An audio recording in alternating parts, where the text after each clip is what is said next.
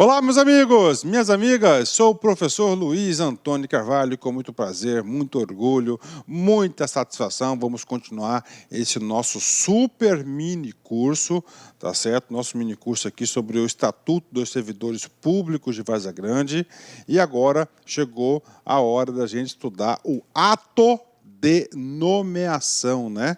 Vamos lá, ato de nomeação. Esse cara aqui faz parte do título do fluxo. O fluxo que de entrada. Fluxo de entrada chama-se de provimento, né? Olha aí, provimento, né? Então vamos estudar aqui o ato de nomeação aí, o ato de nomeação, uma forma de provimento, né? Muito importante, né? Muito sonhado esse ato de nomeação aqui, né? Vem comigo aqui. Então a nomeação está na seção 2 do capítulo 1º do título 2 da Lei 1164 de 91, né?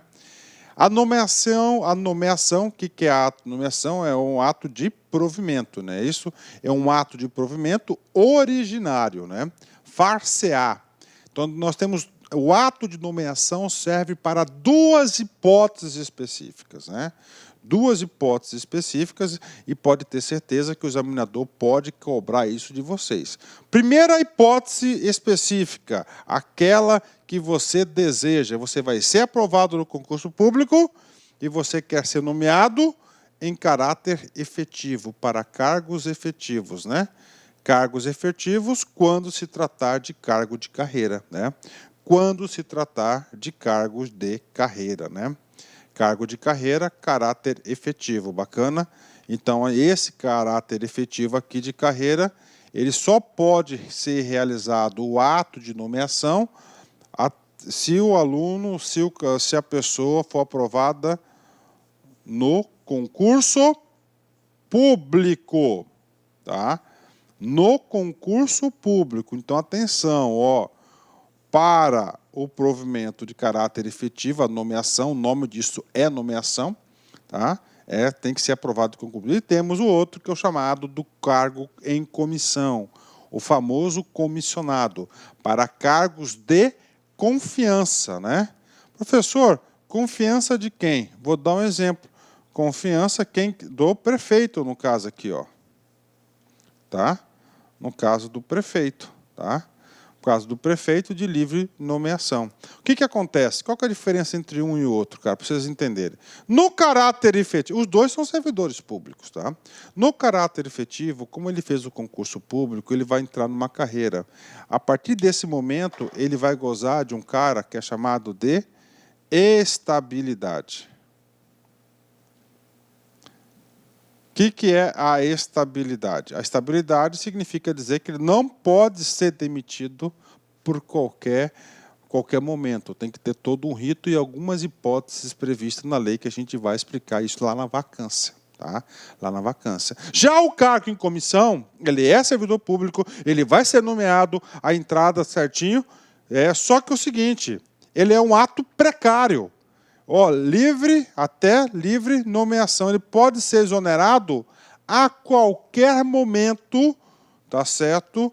Pela autoridade que o nomeou. Então é um cargo precário, provimento precário. O outro já é um provimento estável, né? Para que serve o cargo em comissão, né? O prefeito, eu sou prefeito da Várzea Grande, por exemplo, né? Eu, Luiz, prefeito da Várzea Grande. Eu, Luiz, prefeito da Várzea Grande, eu preciso administrar a prefeitura, então lá tem que ter o secretário de Finanças, secretário de Planejamento, de Educação. Então tem que ser pessoas de inteira confiança, que tenham credibilidade junto à minha pessoa, né? Então eu tenho que escolher as pessoas, né? Então eu vou escolher alguém da minha confiança, que pode ser um servidor efetivo ou não. Então isso aqui que é, então nomeação. Atenção, de novo, estou explicando isso em detalhes, porque pode ser novo para muitas pessoas, né? Então, a nomeação, ela far-se-á entre duas hipóteses específicas. Primeiro, para o caráter efetivo, porque era o servidor de carreira, aquele que prestou concurso. E para o cargo em comissão, que são os cargos de confiança, de livre nomeação e livre exoneração. Pronto, né? Quantos tipos de nomeação? 2. Bacana. Ainda nós temos, dentro da administração pública, tá? Nós temos 3 coisas, né? Temos que a função de confiança, tá? Nós temos aqui o caráter efetivo e o cargo em comissão. Função de confiança, que está no parágrafo único. A designação por acesso para a função de direção, chefia, assessoramento e assistência recairá exclusivamente em servidor de carreira, satisfeitos os requisitos que trata o parágrafo único do artigo 14, que a gente vai ver já adiante, né? Então, esse parágrafo único aqui, tá? Nós estamos falando o quê? De função de confiança. Essa função de confiança aqui, ele é exclusivo para servidores efetivos. Exemplos, professor, tudo bem. Tá? Eu sou líder, eu sou superintendente de recursos humanos. Tá? Eu estou lá. E dentro da superintendência de recursos humanos tem um produto chamado folha de pagamento. Ok? Então, por exemplo, ali tem que ter um líder da folha de pagamento. Então, a administração pública vai criar uma função de confiança, né? Líder e equipe da folha. E esse cargo, essa função, então ele vai ser servidor público, ele vai ganhar uma função de confiança, ele vai ter mais atribuições de liderança, tá? Ele vai ter mais atribuições de quê? De direção, ele vai ter que coordenar as meninas lá da folha de pagamento, chefia, assessoramento e assistência, né? Então, para fazer jus e compensar essa nova atividade, ela vai ser designada, não nomeada, designação por acesso, tá? Designada para quê? Para ocupar a função. Então, aqui, cargo efetivo e comissão, nomeação. Função de confiança, designação por acesso.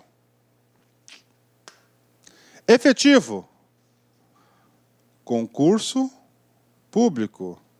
Cargo em comissão, qualquer um. Ok?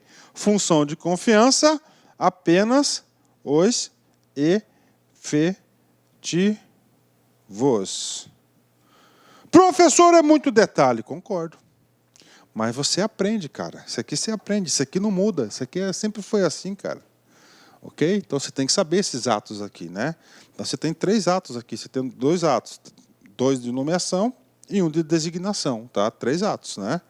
Cargo efetivo, cargo em comissão e função de confiança, tá?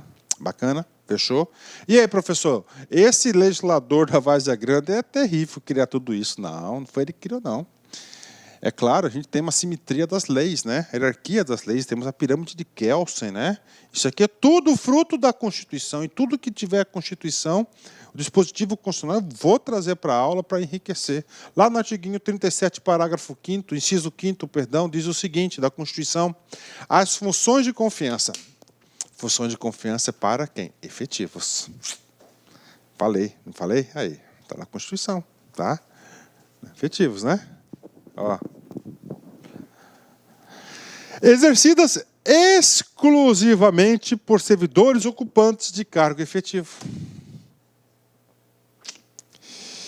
E os cargos em comissão a serem preenchidos por servidores de carreira. Esses servidores de carreira aqui, tá?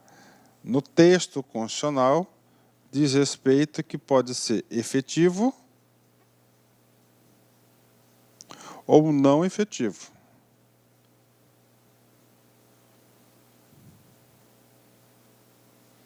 Aham. Nos casos, condições e percentuais mínimos previstos em lei. Esses percentuais previstos em lei, não tem lei nenhuma que diz isso aí, né?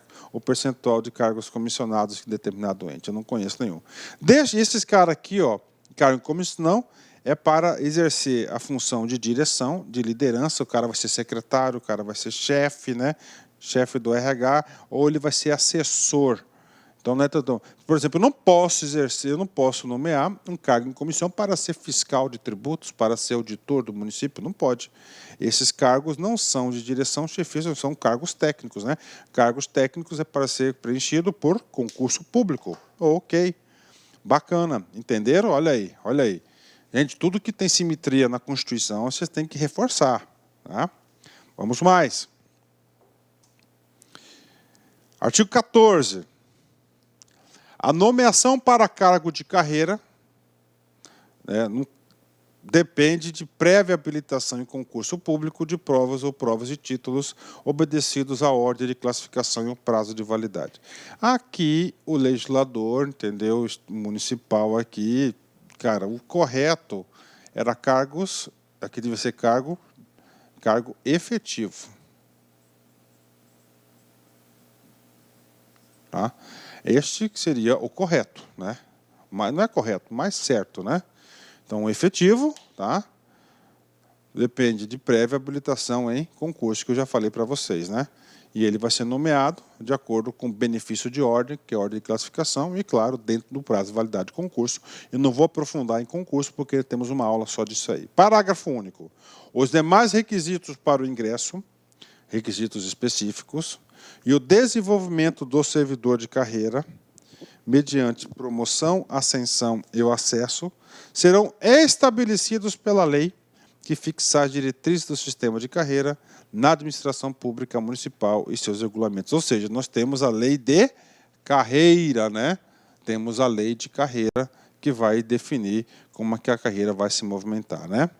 Nesse sentido aqui, ainda temos aí um princípio da imprescindibilidade do concurso público. A Constituição de 88, ela trouxe um dispositivo muito importante, que é a obrigatoriedade do concurso público. O que acontece, né?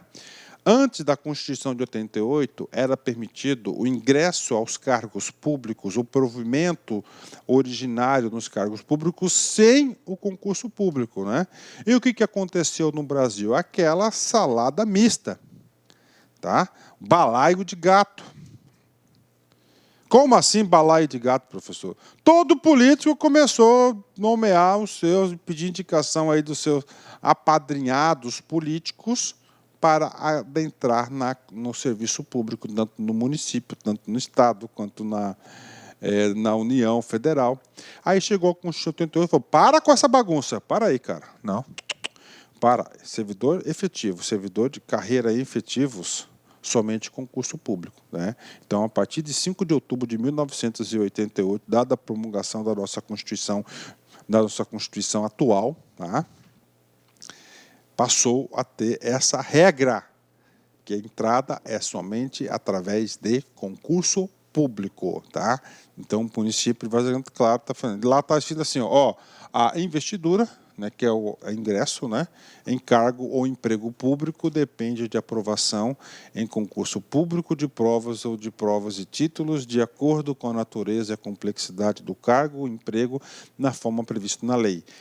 Ressalvadas as nomeações de cargo em comissão, declarado em lei de livre nomeação e exoneração, que são os cargos em comissão. Então, no texto de cima diz respeito aos cargos efetivos, somente através de concurso, e no de baixo diz respeito aos cargos em comissão, né? Então, provimento do cargo público e emprego público. Emprego público aqui é Caixa Econômica, Banco do Brasil, Correios, só através de concurso público. Cargos em comissão é um ato discricionário da autoridade competente. Então, ele pode escolher quem ele quiser para nomear. Ele nomeia, só que esse cara ele pode ser exonerado a qualquer momento por ele, por cara que nomeou, ou seja, pelo prefeito que nomeou, ou por ele, por próprio prefeito, ou outro prefeito pode nomear, né? Então, essa aqui é a regra geral de provimento do concurso público, ok? Então, essa aqui é a regra geral para adentrar em uma carreira. Regra geral para se adentrar no serviço público, ok. Professor, tem exceções? Tem. Então, o concurso público, estou colocando esse aqui, então está minha mão, do cargo público, o emprego público deveria ser somente através do concurso. Só que a nossa própria Constituição trouxe algumas brechinhas, tá? Provimento sem concurso público. Vem comigo. Primeiro, cargos eletivos, mandatos, né? Mandatos de vereador, mandato de prefeito, de deputado estadual, de governador, de deputado federal, de senador, presidente da República. Então, mandato. Então, esse cara, aqui até entendo que ele não é concurso público, ele tem que ser escolhido pelo povo, né, democraticamente. Então, está aqui. Então, cargos seletivos, ele também é sem concurso público. O segundo ponto, os cargos em comissão, que a gente está explicando, livre nomeação e exoneração, também chamado de ad nutum, né? Se eu fosse examinador, eu ia colocar, ao invés de colocar cargos em comissão, eu colocaria ad nutum, essa palavrinha aqui. Ah, eu nunca vi essa palavrinha. Cara, você já tem que vincular, o que significa isso, entendeu, cara? Assim que você fica competitivo. Tá? 1 e o 2 está tranquilo, dá para explicar. Vamos lá. 3. Contratação por tempo determinado, artigo 37, inciso 9 da Constituição Federal. O que diz esse cara? Esse cara diz o seguinte, aqui no estado do Mato Grosso, nós temos aí o professor interino, aquele que vem ocupar uma função de um cargo efetivo por um tempo determinado, por uma situação aí excepcional. Então, é contratação por tempo determinado. Se o cara coloca um inzinho aqui de indeterminado, está totalmente errado, né? Exemplo, professor interino, né? 4. Hipóteses constitucionais que são expressamente previstas na Constituição. Por exemplo, ministros do TCU, né, ministro do STF, do STJ, do TST, do TCM, são os tribunais superiores, aqui do estado do Mato Grosso, os conselheiros do Tribunal de Contas, né, contam todos nomeados sem concurso público, né? Inclusive tem aí uma resistência muito grande sobre isso aí, né? Então estão todos sem concurso público, né? Ou mais, né? Servidores estabilizados, quem que são esses caras aqui? Esses caras aqui, os estabilizados, eu já disse que a Constituição de 1988 falou, a partir do dia 5 de outubro de 88, ingressa aqui só quem passar no concurso. Ok. Os estabilizados são aquelas pessoas que entraram antes. A lei não pode retroagir para prejudicar. Então, fomos estabilizados. Então, todo mundo que entrou 5 anos antes da promulgação da Constituição de 1988, eles foram beneficiados pelo Instituto da Estabilizados. Eles foram estabilizados no cargo. Tá? Então, eu entrei em 1980, por exemplo. 80 eu entrei no serviço público. 1980 entrei no serviço público. E aí? Em 88 falou, não, só concurso, você mandar embora? Não, você vai ser o quê? Estabilizado. Você não vai ser... Você vai ser estabilizado, não estável, diferente, tá? Está acabando, tem poucos ainda no estado, né?